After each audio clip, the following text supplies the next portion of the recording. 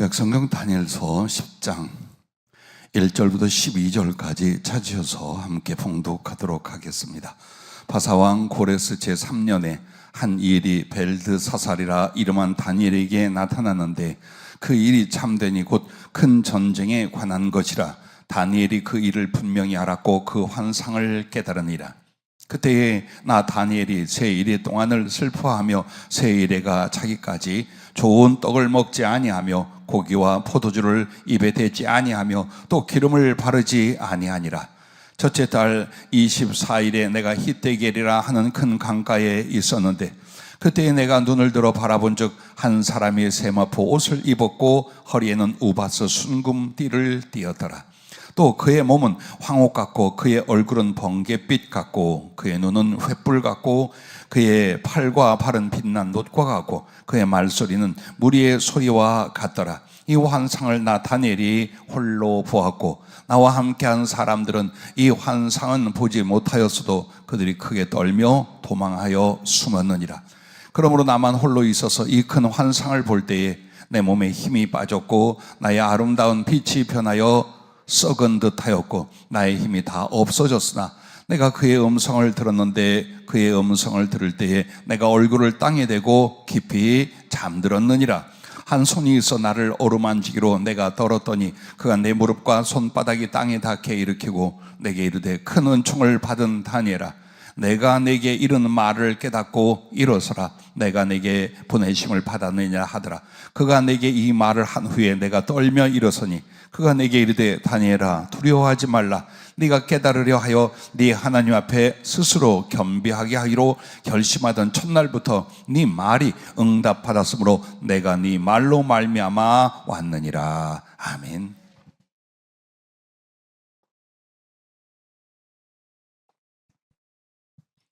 늘 함께 나누는 말씀이지만 하나님의 얼굴을 뵙는다, 주의 얼굴을 뵙는다라는 이 설교와 가르침은 정말 너무나 소중하고 그리고 쉬이 다룰 수 없는 성령의 은혜와 지혜가 아니면 감히 뭐라 할 수 없는 그런 말씀들이라 두렵기도 하고 설레기도 하고 또 감사하기도 합니다. 오늘 말씀 제목은 사랑한 자에게 나타내시는 주의 얼굴이라고 했습니다. 자, 오늘 다니엘서에도 나왔습니다만 성경의 많은 인물들이 하나님의 얼굴 혹은 그 형상, 거룩한 영광을 친히 뵙습니다. 정말 친히 뵙고 만나고 거룩한 말씀을 듣고 거룩한 은혜의 권능을 체험하고 그리고 삶과 사명이 확 바뀝니다. 그러면 이것은 어떤 특수한 사람들만을 위한 말씀일까요? 아니죠. 오늘 어느 누구도 성령으로 말미암아 하나님의 자녀가 되었다면 그 누구에게도 주의 얼굴, 당신의 존재와 사랑을 나타내어 교통할 수 있고 무엇인가 거룩한 메시지와 사인을 통해 그 사람을 이끌어 주실 줄로 믿습니다. 그래서 주의 얼굴은요, 주님의 임하심이며 또 주님의 친밀하심이며 그분의 비밀적인 사인입니다. 그래서 여러분들이 정말 주님의 얼굴을 뵙는다, 이것이 가능한가? 라고 생각하지 말고 아직 내가 주의 말씀에 대한 믿음이 없어 주의 영광을 그 거룩한 형상과 말씀으로 말미암는 그 얼굴을 뵙지 못했구나, 여기에 사모함이 일어날 수 있기를 주의 이름으로 축복합니다. 제일 먼저 성령님이 이런 말씀을 하셨어요. 등 돌린 베드로는 볼 수 없었던 십자가 주님 얼굴이라고 시작했습니다. 베드로가 3년 동안 주님과 함께 계셨어요. 사람의 얼굴, 사람의 피부, 사람의 수염, 사람 모든 것으로 예수님을 보고 있었어요. 그러나 정말 그분의 거룩한 사역이며 사랑의 가장 정점인 십자가에 달린 예수, 십자가에 계신 그 주님의 얼굴은 못 보았어요. 언제? 평생.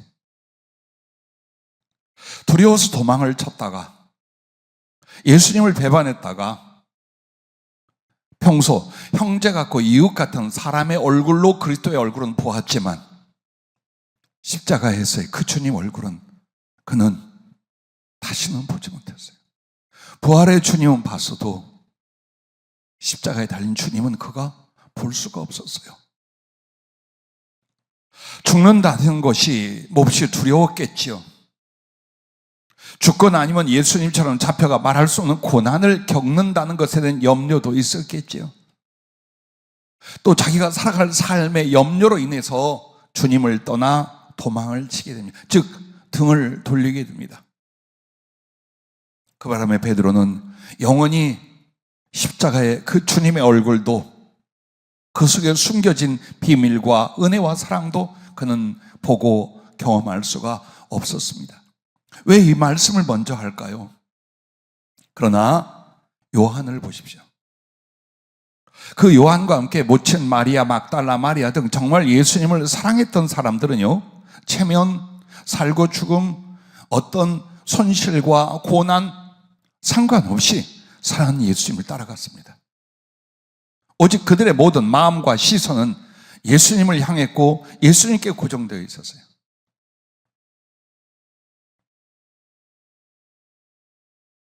예수 그리스도를 향하는 고난과 죽음을 각오한 그 주님에 대한 사랑을 그들은 그 십자가 앞까지 가서 나타내었습니다.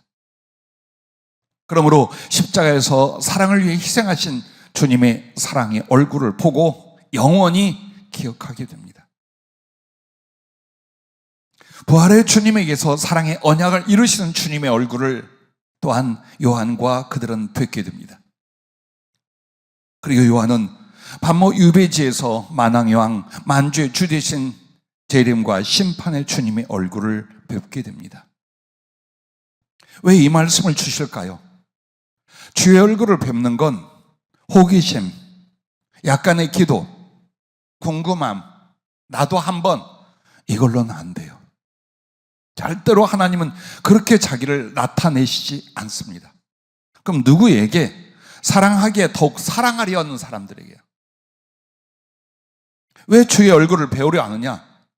미치도록 사랑해.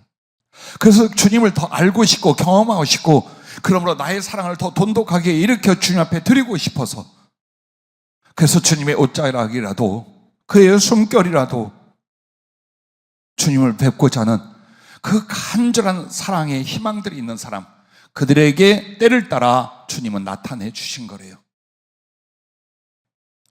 왜 여러분과 나에게 3월 달에 주님의 얼굴을 보라는 이 말씀을 주셨을까요? 어쩌면 우리의 신앙생활 가운데 제일 큰 은혜, 가장 중요한 부분이건만 우리가 이것을 외면하거나 어떤 특별한 사람들의 체험 정도로 지나쳐 버립니다. 그렇지 않습니다.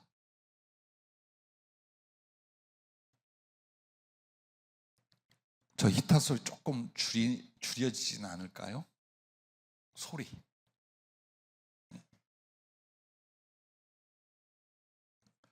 저는 괜찮은데 뒤에서 소리가 잘 들립니까?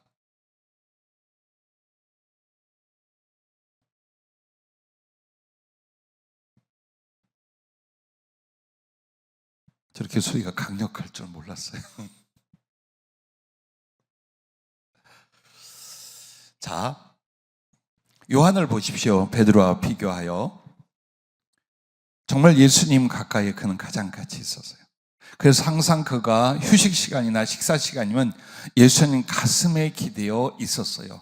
그 가슴의 품도 좋았지만 그만큼 주님과 더 가깝고 그의 얼굴 더 가까이 요한은 있었어요. 그 사랑의 깊이와 그 사랑의 사모함이 자기의 죽음이나 협박이나 모든 위험을 넘어 십자가 예수님께로 가게 만들었죠. 그래서 이 요한이 성경을 기록한 내용들을 보십시오.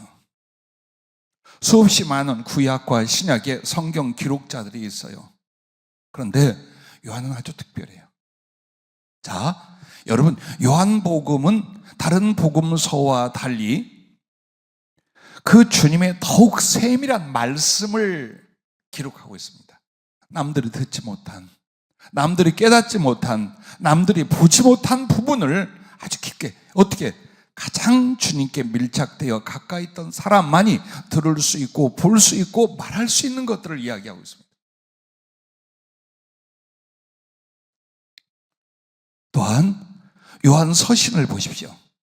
거기는 평생에 주님을 가까이 하며 겪었던 예수님의 마음을 가장 깊게 다루고 있습니다. 요한 서신이 무슨 내용입니까? 사랑에 관한 거예요. 그는 일생에 예수님을 배웠고 예수님과 거룩한 영적 교제를 가져갑니다. 그분의 말씀을 듣고 그분의 영광을 봅니다. 그러면서 점점 그분의 심령을, 그분의 성품을, 그분의 뜻과 그분의 모든 것들을 깨닫고 배우고 그리고 가슴에 스며들기 시작해요. 근데 그것은 바로 사랑이었습니다. 누가 예수님의 마음을 알아 예수님의 마음을 전하겠습니까? 바로 주의 얼굴을 배웠고 그만큼 가까이서 사랑했던 요한이 아니겠습니까? 또한 그는 요한계시록을 기록합니다. 그런데 이 요한계시를 통해서 주님의 행함과 그 역사를 낱낱이 증언하게 됩니다. 우리는 이렇게 요한이 기록한 성경을 통해서 그의 특성을 보면 얼마나 그가 예수님을 사랑하여 가까이 있었는가. 정말 그분의 마음과 심성 안으로, 그분의 얼굴과 존재 안으로, 심지어는 그가 주신 장래의 모든 계획과 역사까지도 그들 꿰뚫어 들어가게 됩니다. 자, 이 말씀을 하면서 여러분에게 그러므로 주의 얼굴을 배우라는 거예요. 신앙생활 자체가 한두 번의 경험이 아니라 날마다 주님 앞에 갈 때까지 주의 얼굴을 배우는 바로 이 영혼, 이 심령, 이 신앙생활이 되라라고 오늘 이 말씀을 혹은 3월달에 이 말씀을 주고 계신 줄로 믿으시길 바랍니다. 할렐루야. 주님하고 앉아서 기도할 때나 누워서 잠들기 전에 기도하고 교제를 나눕니다. 주님,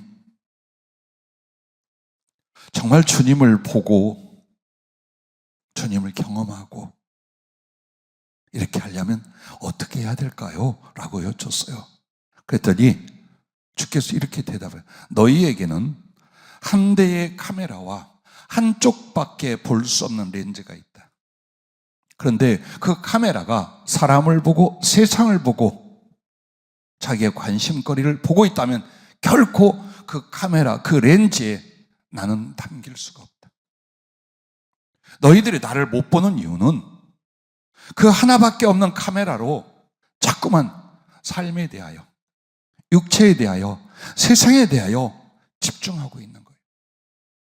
만약 그 카메라를 가지고 계속해서 예수님을 바라보고 예수님을 추적하고 예수님을 집중한다면 너희는 나를 보고도 남음이 있을 것이요. 너희 안에 내가 영원히 그 형상과 나타남으로 함께할 것이다. 그 얘기를 하죠. 예, 어려운 일이었기 때문이 아니에요.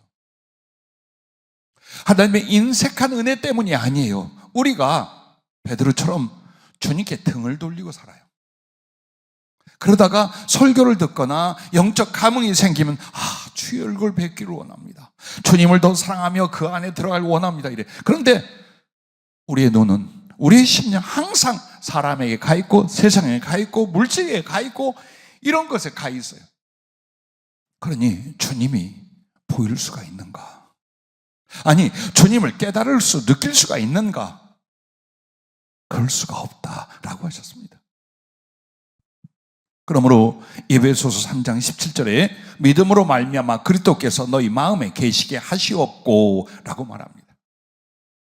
즉 이 말은 나의 마음에 모두가 주님을 생각하고 주님께 집중하고 주님을 갈망하고 있다면 분명히 우리는 이 마음이 바로 렌즈가 되고 카메라가 되어서 예수님을 보고 예수님을 찍고 예수님을 거기에 담아 모시게 될 거라는 거예요.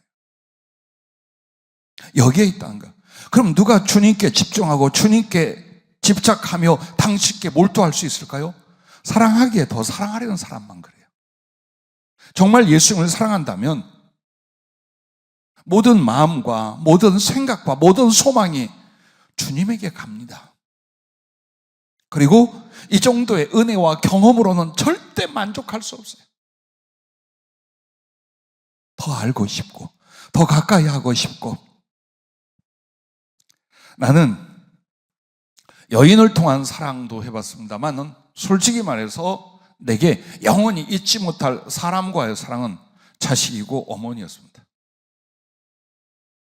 그게 30년, 40년, 50년, 60년이 지나도요 어저께처럼 기억이 나요. 그리고 몹시 그리워요. 재연을 할 수만 있다면 다시 그 재연을 해서 경험하고 더 아름다운 사랑을 나누고 이루고 싶어요. 어쩔 때는 정말 미치도록. 주님을 처음 만난 22살부터 주님은 내게 나타나 당신을 보여주셨어요. 그런데 그것은 아마도 내가 의의가 있고 기도를 많이 해서가 아니었어요. 그 주님을 경험하며 그 사랑을 체험하고 거기에 미치게 만드는 주님의 초청이었어요. 그러므로 가능하고, 그러므로 사모하고 갈망한다면 얼마든지 주의 얼굴을 배웠고 당신과의 깊은 친교와 사랑 속에 들어갈 수 있다는 걸 믿고 살아왔고, 또한 여러분에게 증거를 합니다. 가룟 유다를 보십시오. 그가 주님의 제자로 주님 곁에 있었어요. 그러나 돈과 욕망을 바라보느라 주님 얼굴을 보지 못하고 영원히 주의 얼굴을 못 보게 되고 말았습니다. 무엇을 보고 있는가를 보십시오. 여러분과 내가 나의 모든 영혼, 나의 모든 의지, 나의 모든 것을 다하여 정말 예수님을 바라고 있는지 그럼 보입니다. 나타납니다. 그리고 당신을 주실 줄로 믿으시길 바랍니다. 두 번째는 이 말씀입니다. 사랑과 충성을 위해 주님 뵙기를 간구하는 이들에게 나타내시는 주의 얼굴이라고 길게 말씀하셨습니다. 사랑과 충성을 위해 주님 뵙기를 간구하는 이들에게 나타내시는 주의 얼굴이에요. 아담이 어떻게 됩니까? 결과가 주님을 저버리고 선악과를 따먹으며 범죄합니다. 그는 주님께 사랑과 충성의 대상으로 지음을 받았어요. 사랑이란 마치 주님의 친구, 주님의 신부가 되는 위치예요. 충성이란 하나님께 순종하고 모든 만물로 하나님께 영광을 돌릴 수 있는 머리가 되는 제사장 역할이었어요. 근데 이 사랑과 충성을 그 선악과 하나와 바꿔버립니다. 그에게 뭐라고 말하느냐? 에덴에서 쫓겨났다고 나옵니다.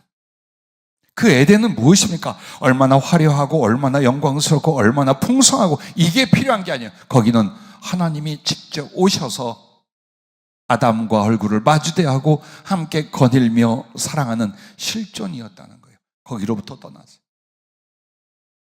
거기서부터 떠나갔어요. 그런데 그의 아들 가인도 어떻게 된 줄 압니까? 살인하고 그 악독한 마음 속에서 주님을 잃어버려요. 그래서 주님이 그를 내어 쫓아 에덴 동쪽 놋이라는 땅에 그가 거합니다. 근데 그 놋이라는 이름이 유리하다, 방황하다라는 뜻이에요. 그러면서 거기에서 가인이 뭐라고 합니까? 내가 주의 얼굴, 주의 낯을 뵙지 못하고 쫓겨다닐 것입니다. 그 얘기를. 자, 이 가인에게는 하나님의 얼굴을 뵙지 못한 자체가 뭡니까? 유리하는 것이고 방황하는 것이고 도망치는 것이에요. 그런데 이 말씀을 받다가 문득 우리들 생각을 했어요.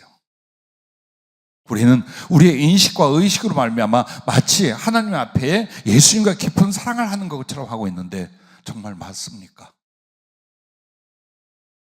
정말 그분을 배우며 그분을 경험하고 느끼며 그 사랑에 쌓여서 살아가고 있습니까? 아니면 세상에서 유리하고 방황한 사람처럼 나의 중심과 삶에 영향을 미치고 나를 좌우하는 것은 이 현실이요, 물질이요, 인간관계요, 세상입니까? 그래서 내 마음에, 내 눈에 오직 세상과 현실이 더 많이 집중되고 있다면 우리는 가인하고 다를 바가 뭐가 있으며 에덴으로부터 분리된 아담과 다를 바가 뭐가 있겠습니까? 아브라함이요, 창세기 12장부터 여호와를 위하여 제단을 쌓았더라라는 게 모리아 산에서 자기 아들을 하나님께 번제물로 바치려고 했을 때까지 6번이 나옵니다. 그 짧은 성경 몇 구절 안에 하나님께 제단을 쌓았다라는 게 6번이 나와요. 물론 여러분과 내가 궁금해할 하나가 있어요. 창세기 18장에 여호와 하나님이 사람의 모습으로 천사 둘과 함께 나타나잖아요. 그래서 아브라함이 자기 장막으로 모셔서 송아지를 잡고, 그리고 정말 좋은 음식 정말 씻고 쉬게 하고 대접하고 이걸 다 했어요. 이걸 제단을 쌓은 걸로 봐야 될까요? 그냥 섬김이라고 봐야 될까요? 성령께서는 이것도 제단을 쌓은 거랍니다. 그렇게 해서 6번이나 나와요. 성경 어느 누구보다도 틈만 나면 제단을 쌓고 하나님께 예배하고 당신을 섬기며 당신의 이름을 불렀어요. 물론 그의 손자 야곱이 경험한 것 중에 야복 강가에서 하나님의 사자, 하나님을 대면하죠. 그리고 그 지역을 브니엘이라고 합니다. 하나님의 얼굴. 그런데 사실은 그는 얼결에 그랬어요. 그러나 아브라함은 처음부터 마지막 죽는 순간까지 그가 구하고 그가 애쓰고 수고한 것은 하나님의 얼굴을 구하는 거였어요. 난 오늘 나와 여러분이 그렇게 될 수 있기를 바라요. 주의 얼굴을 구하는 우리의 신앙과 인생, 그것으로 만족하며 그것을 더욱 미치도록 사랑의 그리움을 삼으며 결국 주님의 얼굴과 얼굴을 마주대하여 보는 그 나라를 향하여 가는 여러분이 될 수 있기를 주의 이름으로 축복합니다. 그래서 이사야 선지자는 이사야 41장 8절에 뭐라고 말합니까? 나의 벗 아브라함의 자손이라고 말합니다. 즉 하나님께서 아브라함을 가르쳐 나의 친구라라고 말합니다. 요한복음에 와서 예수님이 그 말씀을 하죠. 너희는 나의 친구라. 근데 내가 너희의 가르친 대로 하면 너희는 나의 친구라. 근데 그 가르침을 사랑을 위하여 죽는 거야. 양을 위하여 선한 목자가 죽는 것이었어요. 자, 그렇습니다. 정말 사랑과 충성을 위해서 주님을 구하고 주의 얼굴 뵙기를 사모하는 그 기도의 사람들에게는 얼마든지 나타내시고 만나주시고 동행하는 역사가 성경 전체에, 그리고 오늘날 기독교 세계에도 얼마든지 있는 줄로 믿으시길 바랍니다. 오늘 본문에 다니엘이 나옵니다. 그런데 오늘 본문을 통해 여러분에게 그 단어가 무슨 의미고 영적 교훈이고 이거 말하려고 하는 게 아니에요. 이건 나중에 우리가 또 말씀의 의대를 나눌 때가 있을 거예요. 무엇보다도 다니엘이 지금 여기서 누구를 만나느냐? 요한계시록에 나오는, 요한계시록 앞부분 나오는 예수 그리스도, 하나님의 형상, 하나님의 현현, 하나님의 현존, 하나님의 영광이신 바로 그분을 배우는 장면이 똑같아요. 계시록 1장에 나오는 예수 그리스도의 얼굴과 그 형태와 지금 수백 년 전에 다니엘이 그 예수님, 그 하나님의 형상을 직접 배우는 장면이에요. 그걸 우리가 본문으로 읽었어요. 어떻게 해서 다니엘은 주님을 만나고 천사를 보고 하나님께 자주 그에게 나타나 많은 비전과 될 일을 약속하시고 어째서 그랬어요? 세 개예요. 순종과 충성과 간구였어요. 그는 하나님께 사랑을 뭘로 했냐? 우리처럼 막 그리워하고 기뻐하고 좋아하고 있었을 거예요. 그러나 그에게서 하나님에 대한 사랑이 뭐냐? 순종이었어요. 그리고 그 사랑을 이뤄내는 게 뭐냐? 충성이었어요. 그리고 날마다 그 하나님을 향하여 기도하고 간구하는 게 그의 삶의 전부였어요. 그래서 그에게 하나님은 친밀함으로 그에게 나타내시기 시작했어요.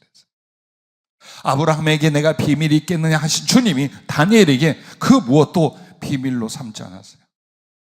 심지어는 그 당시에 일어날 세계의 제국들의 흥망성쇠와 함께 마지막 이 인류의 종말까지로 전체를 다 하나님께서 그에게 나타나 가르쳐 주시게 됩니다.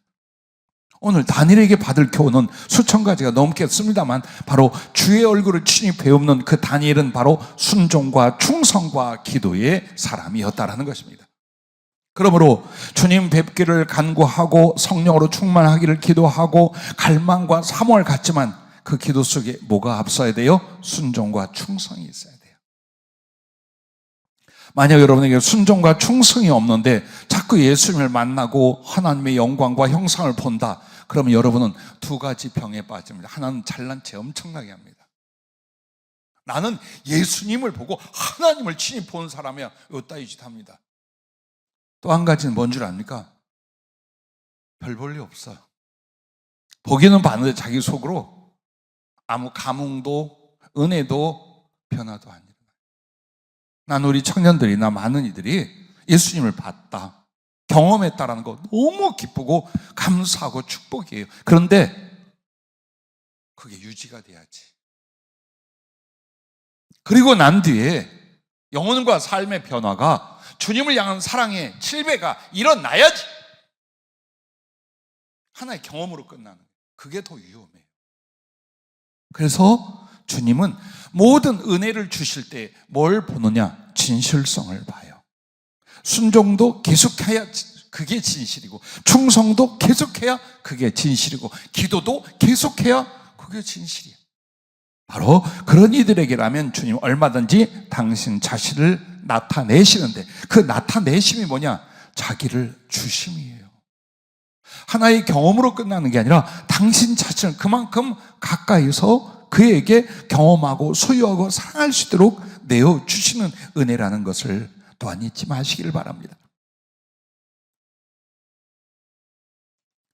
자, 그런데 이걸 잊지 말아야 돼요. 그러면 우리도 그만큼 아브라함처럼 다니엘처럼 그런 기도와 그런 수고와 그런 충성의 공로가 있어야 주의 얼굴을 배울 수 있는가? 아, 내 살아 생전에는 틀렸구나. 아니요. 그 누구에게도 자격이 있어서 하나님이 당신 자신을 나타내는 게 아니에요. 하나님은 항상 선 은혜를 주십니다.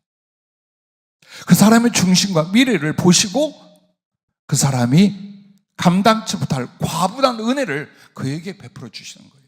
만약 정말 하나님을 배우고 동행하는 은혜의 역사가 일어난다면 여러분의 중심과 미래의 어떤 것을 주님이 아시기 때문이에요. 그걸 여러분이 만들어야 돼요. 아니, 미래는 나중에 가봐야 되는 거 아니요. 지금 여러분이 하나님 앞에 만드는 거예요. 어떻게 기도합니까? 어떤 가슴을 만들고 계십니까? 어떤 비전을 위하여 준비하고 계십니까? 그리고 또 예수 주님을 위하여 여러분 어떤 삶을 위하여 자기를 어떻게 드리려 하고 어떤 충성과 어떤 사랑으로 살려고 준비하고 기도하고 작은 실천하고 있는가? 그게 중심의 진실이며 앞으로 일어날 일이에요. 주님은 이 부분을 보셔요. 누군가에게 그런 작은 충성이 일어나잖아요. 더 크고 말할 수 없는 성령 안에 주님을 나타내고 만나시고 역사는 은총을 베풀어 주시게 돼 있어요. 이게 우리의 희망인 거예요. 금식기도 40일씩 7번을 해라. 이거 감당치 못하겠어요. 24년 동안 매일같이 교회에서 기도하고 하루에 단일 기도 3번씩 해라. 이 또한 그럴 거예요. 그런데 무엇보다도 주님은 너 정말 나를 사랑하느냐? 그래서 나를 알고 나를 경험하고 더 깊은 사랑 속에 나와 함께 하기를 원하느냐? 예. 그러면 주님 말씀 안 하고 이렇게 말합니다. 네 진심을 보여라. 네 진심을 보여라. 그냥 경험이나 체험이 아니라 정말 예수 그리스도를 사랑하고 그 사랑을 충성으로 나타나게 하여 목숨과 삶 그 이상의 것으로 예수 그리스도를 향한 여러분의 중심, 여러분의 진심을 지금 표현할 수 있잖아요. 그리고 추구해 갈 수 있잖아요. 안 한단 말이에요. 그렇게 오히려 겁먹거나 아까워해요. 예수 그리스도를 위해서 살고 예수 그리스도를 위해서 쏟아붓는 걸 겁먹거나 아까워해요. 이 따위의 신앙을 갖고 있으면서 그가 나에게 나타내시기를 바라는 건 자기 양심도 허락을 안 할 거예요, 아마. 그래서 우리는 자꾸 무마해 나갑니다. 하나님은 보고 믿는 게 아니야. 말씀으로만 믿는 거야. 언제 못 믿기 때문에 보려고 할 때 그걸 지적하는 거지. 하나님은 직접 그분이 자기를 나타내시는데 어쩌요? 보고 믿는 것이 아니라고 말합니까?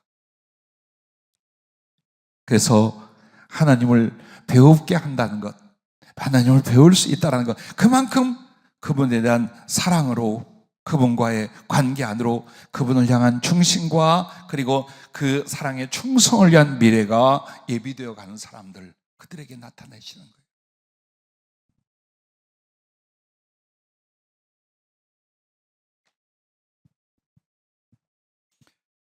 제자들이 주님께 부름을 받고 사람이신 예수께 갔습니다. 예, 그들은 정말 예수님의 얼굴과 존재 그 모습을 다 봤어요. 같이 먹고, 같이 마시고, 같이 울고, 같이 웃고. 왜 그렇게 했을까요? 그들의 중심과 미래 때문이었어요. 그리고 부활하신 뒤에 그들에게 성령을 말할 수 없이 부어줬어요. 왜 그랬을까요? 공로가 있었을까요? 기도의 분량이 채워져서였을까요? 아니요. 그들의 중심과 그들의 미래를 주님이 알기 때문이었어요. 그래서 그때부터 사도들은 성령의 충만함, 지혜와 믿음과 성령이 충만했더라. 기사와 표적이 그 전하는 복음과 함께하였더라. 이 말씀이 나타나기 시작을 한 것입니다. 바울을 보십시오. 악한 자였어요. 도덕적으로는 악하지 않았을 거예요. 그러나 예수 그리스도와 진리에 대해서는 정말 악한 자였어요. 사단에게 붙잡히지 않았을까요? 분명히 그랬어요. 그래서 예수 믿는 자들을 잡아 죽이는 자리로 끌고 갔어요. 어떻게든 악착같이 교회를 찬멸하고 예수님을 핍박하고 믿는 자들을 죽이는 자리로 끌고 갔어요. 이 정도면 사단에게 잡힌 자가 아니었겠습니까? 단어가 그렇게 안 나오더라도. 그럼에도 부활의 주님이 그를 만납니다. 자, 얼마나 자비로우신지, 단지 그의 중심과 그의 미래를 아시는 것 때문에 이 악한 자에게 예수 그리스도 부활의 주님이 나타납니다. 그리고서 부활의 주님을 만나 정말 그 표적으로 눈이 멀어버려요. 먹지도 못하고 보지도 못한 채 금식하며 엎드려 있을 때 아나니아를 보냅니다. 근데 아나니아라는 사람이 뭐래요? 펄펄 뜁니다. 이 사람이 어떻게 대제사장 공문을 받아가지고 예수 믿는 사람 잡아 죽이고 형제들을 죽이려고 한 자인데, 주님, 그때 예수께서 뭐라 합니까? 저는 이방을 위하여 택한 나의 그릇이니라. 그리고 그가 받을 고난을 내가 보일 것이니라. 딱 이 두 말씀. 자, 사람의 중심과 미래라는 걸 예수님은 안다는 거예요. 그리고 그렇다면 지금 그가 엉망진창이라도, 힘이 부족한 거 많다 할지라도 어떤 은혜, 어떤 사랑이든지 그에게 베풀고 나타나시고 만나 주신다라는 거예요. 여러분은 그 믿음 안 갖습니까? 아직도 여전히 육신이 나를 염려하며 세상을 붙들고 이 세상에서 무엇인가를 이루려 할지언정 예수님과 천국 복음을 위하여 죽고자는 안 하십니까? 모든 걸 다 쏟아붓고자는 이 결단조차 아직도 안 일어났습니까? 그렇다면 죽는 그날까지 예수님은 여러분에게 희미할 것입니다. 두 눈에만 희미한 게 아니라 나의 심령, 나의 가슴에 주님은 너무나 희미할 것입니다. 그게 주님과 나 사이의 모든 거예요. 그 희미함이. 이렇게는 신앙생활 할 수 없잖아요. 우리를 부르신 하나님의 부르심은요, 너 어느 정도 교회 다니고 예수 믿고 나머지는 네 마음대로 살아, 이것 때문에 부르신 게 아니에요. 그건 다 가짜예요. 그렇게 된다면 그 부르심이나 그 신자는 가짜가 되고 말아요. 주께서 우리를 부르시면 하나님과 맞바꾸는 거예요. 죄인인 지옥에 갈 나를 그리스도가 대신하는 것이에요. 나는 그리스도의 영광과 사랑과 충성을 대신하여 나를 드리는 것이에요. 보잘것없지만 나 하나를 드리게 하여. 그래서 예수 믿기 전에는 여러분이 예수 믿어 이런 생각 저런 생각 가질 수 있었어요. 그러나 성령으로 거듭난 뒤에는 딱 하나예요. 주님을 위하여, 복음을 위하여, 천국을 위하여 나를 다 드린다. 그런데 자꾸만 세상과 육신과 자아가 나를 붙잡죠. 거듭나지 못하게 하는 거예요. 그리스도를 진짜로 사랑할 수 없게 만드는 거예요. 그의 영광과 그의 생명과 그의 나라와 그의 모든 사랑을 나로 하여금 경험하지도 못하게 만들려고 사단이 붙잡고 있는 거예요. 그걸 잘라내야 돼요, 여러분과 내가.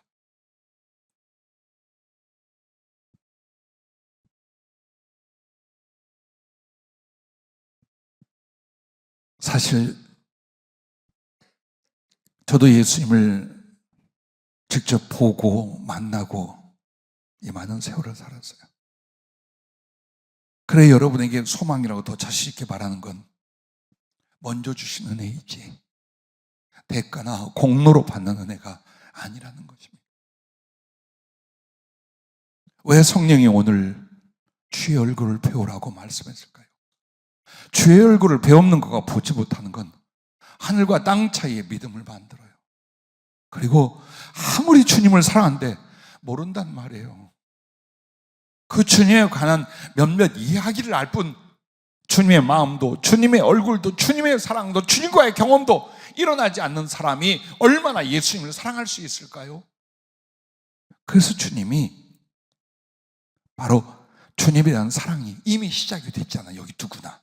근데 그 사랑으로 만족하지 못하고 그 사랑을 더 깊게 이루게 하여 주님을 알고 주님을 만나고 주님을 경험하고 주님을 소유하고 그래서 나를 주님께 드리려고 하는 바로 이 의지와 기도와 노력이에요. 그걸 통해서 우리가 카메라가 하나야, 렌즈도 하나야, 여기 예수님만 따라다니는 거예요. 주님에게. 그렇다면 그 카메라에 찍히는 건 예수님뿐이 없어요. 주님의 나타남, 그의 얼굴 배움은 이렇게 되는 것이다. 그걸 다시 한번 여러분과 나의 희망으로 가질 수 있기를 바랍니다. 내게 제일 두려운 것은요, 죽거나 더 가난해지거나 병들거나 혹은 2단, 3단, 4단 소리 듣는 것이 아니에요. 주님을 못 보고 주님을 못 느끼는 거예요. 만약 내가 그렇게 된다면 미쳐버리거나 죽지 않을까? 이제 와서는 당신의 마음을, 당신의 말씀을, 당신의 영광을 뵙지 못하고 느끼지 못하고 듣지 못한다면 아마도 난 제정신으로 살아갈 수가 없겠다. 그래서 가끔 주님이 한 1분이나 2분 동안 응답도 아니하시고 나타내시지도 않을 때가 있어요. 그러면 거의 기절할지. 그래서 잘난 체 할 수도 없고 절대로 높은 체 할 수 없는 거예요. 모든 은혜가 당신의 은혜일 뿐 내게는 아무것도 없어요.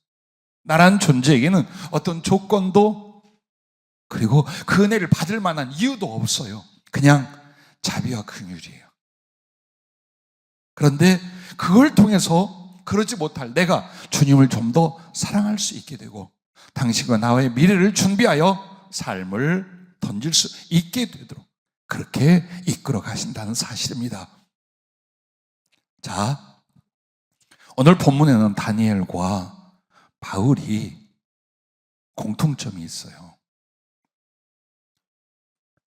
다니엘서 10장 7절에 보면요, 이 환상을 다 다니엘이 홀로 보았고 나와 함께한 사람들은 이 환상은 보지 못하였어도 그들이 크게 떨며 도망하여 숨었느니라. 어디서 많이 들어봤죠? 사도행전 9장 7절에 같이 가던 사람들은 소리만 듣고 아무도 보지 못하여 말을 못하고 서 있더라. 즉 한마디로 다니엘도 살아계신 하나님은 주님을 배웠어요. 그리고 바울도 배웠어요. 똑같은 현상, 똑같은 체험을 가져요. 그런데 이 두 사람에게 공통점이 있답니다. 그렇게 주님을 사랑하고 사모하는 중심이며 그 다음에 사명이 같대요. 우리는 한 번도 연결을 못 지어봤잖아요. 다니엘은 일찍이 구약에 이방을 위한 선교사였던 거예요. 그가 바벨론으로 갔어요. 그리고 6대 왕을 거쳐요. 그리고는 페르시아, 메대를 경험해요. 이 7, 8명의 왕을 섬기면서 나라가 3번 정도 바뀌는 거예요. 그리고 그 바벨론에 그 페르시아 제국에 여호와 하나님, 그의 구원과 그의 상처만이 홀로 하나님 되심을 그가 전파합니다. 왕들을 회개시켜요. 그런데 바울에게 뭐라고 말합니까? 권세자들, 왕들, 그들을 위하여 이방의 사도로 파송을 받아요. 실제로 분봉에서부터 총독에서부터 황제에서부터 그들에게 복음을 해요. 그리고 이방이에요. 똑같이 이방 선교를 위해서 구약에 다니엘을 세웠고 신약에 바울을 세웠어요. 근데 그 두 사람에게 공통점이 뭐냐? 자꾸만 하나님이 나타나. 자꾸만 예수님이 그에게 나타나. 능력으로, 사랑으로, 실존으로, 경험으로, 동행으로 나타나시는 거예요. 자, 중심도 같고 그 뒤 그들의 사명도 같아요. 심지어는 무엇도 같으냐? 혼자 사는 것도 같아요. 결혼과 가정을 포기합니다. 물론 바울은 결혼했었지만 나머지 가정을 포기합니다. 오직 사명과 주님과의 연결을 위하여 가장 사랑하는 모든 것들을 다 내려놓는 그것까지 다니엘과 바울이 같아요. 그렇다면 그 두 분 사이에 여러분과 내가 껴야 할 것입니다. 우리도 그 중심을, 우리도 그 미래를, 우리도 그 사랑을, 그리고 우리도 작지만 그 충성을 우리가 작심하고 가끔씩 이뤄가고 그리고 기도하고 있다면 아마도 우리에게도 나중에 받을 은혜를 미리 주실 줄로 믿으시기를 바랍니다. 자, 주의 얼굴을 배운다는 것은 이거예요. 말씀으로, 심령으로, 그리고 삶에서, 그리고 환상과 임재로, 이렇게 네 가지예요. 이게 다 주의 얼굴을 뵙고 주님을 만나는 거예요. 그리고 나중에는 이게 하나로 성령 안에서 하나의 은혜, 하나의 주님과의 사랑의 만남으로 연결이 되는 거예요. 자, 우리 주님 말씀이셔요. 그래서 그 주님을 만나고 주님을 배우는 게 어떻게 하냐? 말씀으로 듣고, 말씀을 느끼고, 말씀을 보고, 말씀이 성취되는 역사를 경험해가는 거예요. 난 이 말을 참 좋아해요. 말씀을 느끼고 보다라는 거. 듣는 건 우리가 깨달음으로 합시다. 그렇다면 느낀다는 건 뭘까요? 그분이 그 말씀을 하시고 나를 향한 사랑이 내게 경험되어지는 거예요. 감정과 내 속사람으로 그것을 느끼게 만드시는 거예요. 그리고 말씀을 본다는 건 뭘까요? 그 말씀을 하나의 형상으로, 당신의 존재성으로, 당신의 표현으로 나타나기 시작을 해요. 그래서 말씀이신 그리스도가 그 말씀을 내게 하고, 그 말씀을 느끼게 하고, 그 말씀을 보게 하고, 그리고 그 말씀이 나의 삶 속에서 이루어지게 하고, 이것이 바로 주의 얼굴을 배웠고 주님과 동행하는 삶이 되는 줄로 믿습니다. 자, 그러면 주의 얼굴을 배움으로 말미암아 어떤 결과가 올까요? 이거예요. 주님과의 사랑의 친밀함이 일어나게 됩니다. 여러분이 끝까지 배신만 안 하면. 많은 사람의 주님이 내 곁에 있었어요. 어느 날 나타났어야 하는데 아무것도 안 바뀌어. 뭐 기도를 더 하거나 하나님의 헌신이 커지거나 인격이 바뀌거나 그럼 그 얼마 못 가.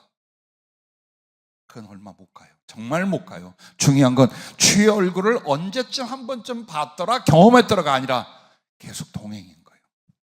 진행이 돼야 돼요. 그 믿음, 그 사랑, 그 충성, 그 기도, 그 소원 때문에 주님이 그 만나주신 은혜가 계속 이어져야 되는 거예요. 그래서 그것은 주님과의 사랑의 친밀함을 가져와요. 생각해봐요. 여러분은 보지도 듣지도 깨닫지도 못한 사람하고 사랑하는 거하고 보고 듣고 깨닫고 만지고 함께하고 그래서 결혼까지 한 그 사람하고 어떻게 사랑을 비교하겠어요? 그래서 주님 오늘 주의 얼굴을 배우라라는 건 바로 여러분에게 주님과의 사랑의 깊은 친밀함의 관계를 만들기 위함이요. 그 다음에 성령 충만함이에요. 절대로 그냥 오지 않아요. 주님의 얼굴만 뵙고 아무것도 되기는 그런 일 없어요. 주의 얼굴을 배우고 그의 말씀을 듣고 그를 경험할 정도라면 이미 성령님의 각종 은사와 역사와 감동이 강력하게 그에게 일어나요. 그래서 지혜와 능력과 그의 인품인 사랑이 내게 물밀듯 밀려오기 시작해요. 이게 바로 성령 충만이에요. 그리고 사명과 사역의 중차대함이 따른다는 거예요. 이 사람 달라져요. 그냥 여러분과 내가 꼬리로 사는 게 아니에요. 잘못 부려서 흩어진 씨가 되는 게 아니에요. 하나님의 목적과 계획을 가지고 여러분의 사명과 사역이 중차대해진다. 크게 들어 쓰신 역사가 일어난다라는 거예요. 아이고, 뭐 그것 중에는 종제기도 있는 거지 뭐 다 금그릇대고 이따위 소리 좀 하지 말아요. 내가 다른 게 어떤 권사님한테 이 얘기 들었어. 걷다 대고 변명하는 게 아니에요. 큰 그릇 금그릇이 뭘 말할까요? 그만큼 주님께 사랑을 드리고 자기를 드렸더니 하나님이 값지게 하여 더욱 당신의 영광을 위하여 사랑을 위하여 쓰셨다는 거예요. 그런 일들이 여러분과 나에게는, 왜 다니엘 이야기가 나오며 사도들의 이야기가 나오며 아브라함의 이야기가 나왔을까요? 그들의 사명과 사역이 중차대했더라. 어떻게 한 뒤에? 하나님의 얼굴을 뵙고 동행한 뒤에, 그 뒤에라는 거예요. 그리고 천국에서 그 보좌 앞에 혹은 그 보좌 우편에 앉는다는 게 뭘까요? 고린도전서 13장 10절에 나오는 것처럼 그때는 얼굴과 얼굴을 대하여 볼 것이요, 주의 얼굴 앞에 있는다는 뜻이에요. 그게 여러분이 하나님 보좌 우편에 혹은 보좌 앞에 있다는 뜻이에요. 많은 사람이 천국에 가도 주께서 자기에게 와 주시기 전까지는 그 보좌 앞까지 못 건너갑니다. 성경은 분명히 말합니다. 못 갑니다. 그럼 어떻게 할까? 자기들 있는 곳으로 주께서 오시는 거예요. 그러나 그분의 본체와 영광의 보좌 앞에 자유롭게 드나들 수 있는, 아니 가족처럼 친구처럼 가 있는 그들은 누구냐? 사랑과 충성을 위하여 모든 걸 바친 사람들이요, 그들은 그 사랑과 충성을 인하여 땅에서부터 주의 얼굴을 배웠던 사람들. 이런데도 충격과 도전을 안 받겠습니까? 그냥 이대로 신앙생활하는데 만족하겠습니까? 아니에요. 이제 2024년 3월입니다. 올 한 해 동안만 해도 정말 못다한 사랑과 집중을, 기도와 사모함을, 혹은 주님을 향한 나의 삶을 바꾸는 그 충성을 작정해 보십시오. 그리고 한 계단씩 움직여 보십시오. 어떻게 그분이 먼저 주신 말씀이잖아요. 주의 얼굴을 뵙게 하겠다는 건 성령으로 먼저 우리에게 약속을 주신 거예요. 그러므로 오늘부터 정말 오늘 말씀에 몇 가지 제안과 지혜가 있었어요. 내 것입니다. 내가 부족하지만 그렇게 기도하고 그렇게 작정하고 그 삶으로 나를 드리겠사오니 주여 내게 나타나 주시옵소서. 주의 얼굴 뵙기를 원합니다. 그 사랑의 음성과 그 따뜻한 손을 잡고, 험하고 아픈 길이지만 때로는 죽을 수도 있겠지만 주님만 볼 수 있다면, 주님을 손을 잡고 갈 수 있다면 그 죽음도 기꺼이 감당하겠습니다. 행복하게 충성하고 행복하게 죽겠습니다. 이 가슴을 주님 앞에 나타내시면 돼요. 기도하겠습니다.